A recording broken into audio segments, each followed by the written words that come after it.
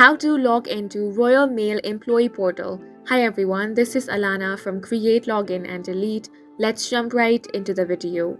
Royal Mail Group Limited, trading as Royal Mail, is a British postal service and courier company. It is owned by International Distribution Services. It operates the brands Royal Mail and Parcelforce worldwide. If you are the employee of Royal Mail and you want to log into your account, you simply want to open up any web browser and search for Royal Mail Employee Portal. Then you want to click on this option, which is espportal.com.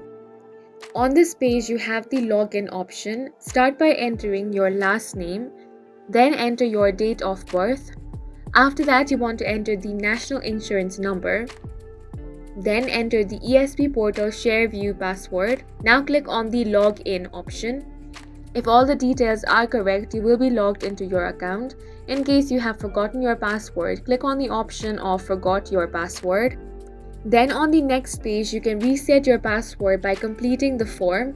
All you have to do is enter your last name, date of birth, national insurance number, then click on the next option.